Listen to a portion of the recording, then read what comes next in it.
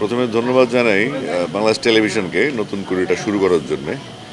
আর দ্বিতীয়ত আমি আসলে বিচারক না, আমি একজন পরিদর্শক হিসেবে আসছি। অনেকদিন পর বিটিভির প্রোডাক্ট আমি নিজে, তো বিটিভির প্রতি সবসময় আমাদের একটা ভালোবাসা থাকে, যেহেতু আমার ডেবু হয়েছে বিটিভিতে। তো নতুন করে আমাদের ছোটোবেলার আমাদের শৈশবের একটা মেমোরিজ নতুনভাবে নতুন করে শুরু হয়েছে। আমাদের দেশের বাচ্চারা পার্টিসিপেট করছে এবং তারা খুব সাহস নিয়ে গেছে, এবং এটা একটা আলোড়ন সৃষ্টিকারী একটা যুগান্তকারী একটা ইভেন্ট ছিল, সেই ছোটোবেলা থেকে দেখে আসছি। তো সেখানে পার্টিসিপেট করতে পারে আমিও নিজে আনন্দিত এবং গর্বিত। Thank you. সংস্কৃতি চর্চাটা এখন অনেকেই বলছে যে সংস্কৃতি চর্চা নাকি কমে গিয়েছে, এবং আবার এবছর সোশ্যাল মিডিয়ায় কিছু কথা ছড়াচ্ছে যে নতুন করে যারা পার্টিসিপেট করেছেন তারা বেশিরভাগই হিন্দু ধর্মাবলম্বী, তার মানে মুসলিমরা কি সংস্কৃতি চর্চা করছে না? না, শৈশবে যারা স্কুলে যাবে, যারা শৈশব থেকে ট্রেন্ড আপ হবে, তারাই তো পার্টিসিপেট করবে, তারাই তো অংশগ্রহণ করবে বিভিন্ন প্রতিযোগিতায়, স্কুল কম্পিটিশনে। এখানে আসলে আমি ওই ধর্মীয় কোনো বিভাজন দেখতে পাই না, এবং এটা আসলে অপ্রয়োজনীয় একটা কথা। তো সংস্কৃতি হচ্ছে বাংলাদেশের, এখানে বাংলাদেশ সবাই সম অধিকারের নাগরিকত্ব নিয়ে বাংলাদেশে থাকে, এবং এটাই নিয়ম। এর মাঝখানে অন্য কিছু দেখতে চাচ্ছি না। বিচারকদের সাথে আরো অনেক কথা বলছিলাম, তারা বলছিল যে গ্রামে অনেক সময় অডিশনের সময় দেখেছে যে তারা ইউটিউব দেখে এসেছে, কিন্তু প্রকৃত চর্চাটা কিন্তু তারা করে আসে, এমন অনেক পেয়েছে। যে এই জিনিসটা আপনাদের দেখি এখন মানুষ ইউটিউব বা টিকটকের প্রতি বেশি আসক্ত হয়ে গেছে। না, আপনি তো সময়কে আপনি অ্যাভয়েড করতে পারবেন না। আপনি যদি এই সময় এই কালচারটা চলে, সেখান থেকে ভালো যেটা সেটা আমরা নিয়ে আসতে হবে। আর সবাই যে ট্রেনিং পাবে ছোটোবেলায়, সেটাও সম্ভব না, কারণ আমাদের দেশ ছোট, মানুষ বেশি, আর বাচ্চা কাচ্চাদের প্রতি আমরা এমনি উদাসীন ছিলাম। আমার মনে হয় মাঝখানে বেশ কিছু বছর আমরা বাচ্চাদের সংস্কৃতি চর্চা, ক্রীড়া চর্চা, যেগুলো আমাদের বেসিক দরকার ভালো নাগরিক হওয়ার জন্য, সমাজ করার জন্য, সংস্কৃতি চর্চা এবং খেলাধুলার কোনো বিকল্প নেই।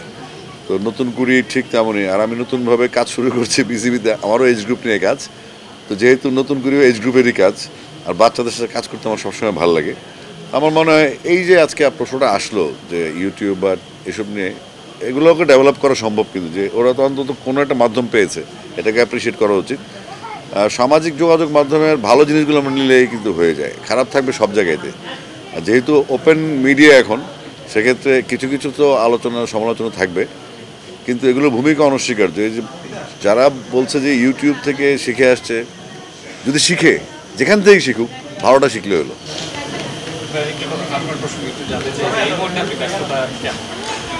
ব্যস্ততা মানে কি, আমি তো আসলে গায়ক। আমার ম্যাক্সিমাম শো থাকে দেশের বাইরে, নতুনভাবে আমার গান গাইছি। আর ফাঁকে ফাঁকে যেহেতু আমার বিসিবির ডাইরেক্টর নিযুক্ত হয়েছে, আমার ওখানে কাজটা খুব বেশি, কারণ 64টা জেলায় যে খেলাধুলার ইস্যু, 13, 15, 17 এবং 19 ইয়ার্স ওল্ড কিশোর তরুণদের নিয়ে কাজ করতে হবে আমার।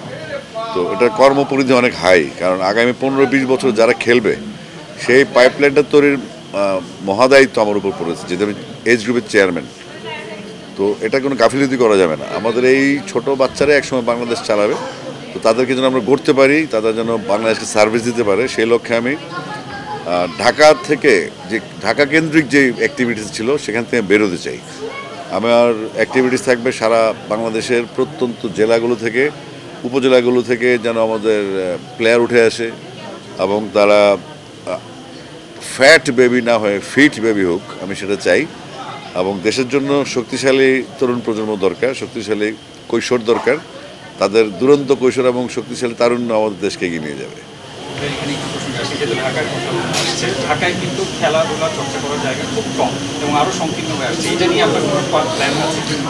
অবশ্যই আমরা এজ গ্রুপ থেকে কাজ শুরু করেছি, বিসিবিতে আমি প্রপোজালও দিয়েছি যে আমাদের জেলা উপজেলায় শুধুমাত্র স্টেডিয়াম কেন্দ্রিক মুভমেন্টগুলো যেগুলো হয়, সেটার বাইরে আমরা আন্ডার এজ যারা আছেন, মানে বড়দের 13, 14, 15, 16 থেকে 19 পর্যন্ত, আমরা ছোট ছোট মাঠ অকুপাই করার চেষ্টা করছি। এবং ছোট ছোট মাঠ যেগুলো স্কুলের মাঠ, ঈদগাহ মাঠ বা টাউন হল মাঠ, কিংবা মিনি স্টেডিয়াম বা রেলওয়ের মতো অনেক বড় জায়গা যেখানে অনেক মাঠ আছে, তো সেই মাঠগুলো আমরা খুঁজে বেড়াচ্ছি, যেন যারা শহরের বাইরে যে একাডেমিগুলো আছে, ঢাকার বাইরে যে একাডেমিগুলো আছে, যেখানে বাচ্চারা প্র্যাকটিস করে, সেই একাডেমিগুলোকে নিয়ে আমরা কাজ শুরু করতে চাচ্ছি। এবং একটা পরিকল্পনা আমি বিসিবিকে জমা দিয়েছি, বিসিবিও এগ্রি হয়েছে। আশা করছি আমাদের একটা কর্মযজ্ঞ শুরু হবে, এবং সবসময় আমরা ঢাকা ভিত্তিক থাকি, ঢাকা ফোকাস থাকে।